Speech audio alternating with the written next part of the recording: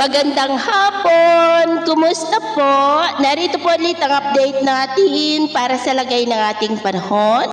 Sa ngayon po ay patuloy pa rin na hanging amihan ang umiiral lalo na sa silangan ng Luzon at may intertropical convergence zone na nag-extend dyan sa may Mindanao. Ang ITCZ po ay breeding ground yan ng mga sama ng panahon at hindi naalis ang posibilidad na may LPA na mabubuo within that ITCZ sa susunod na mga oras, pero wala naman pong bagyo na nakikita na tatawid dito sa ating bansa for the next 2 to 3 days.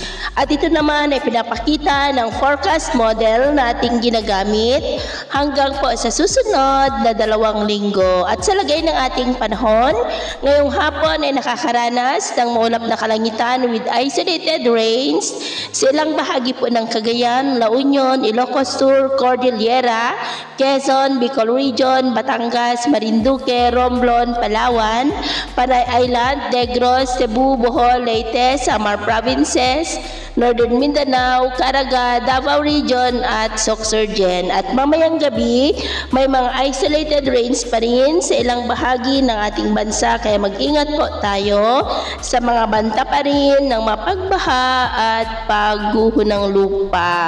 At sa atin naman pong mga baybayin, maalon po ngayon sa mga baybay ng extreme northern Luzon at silangang baybay ng ating bansa dahil ang mga alon ay posibleng aabot hanggang sa 2 to 3 meters height. Hanggat maaari po ay iwasan na muna natin ang papalaot dyan sa mga may kulay pula para mas makaiwas sa mga sakunang pangkaragatan. So ito lang latest update natin sa araw na ito. At ako po muli si James na nagsasabing sakay na magsabukuan na darating sa ating buhay, huwag na huwag po tayong mawawalan ng pag-asa. Thank you and God bless!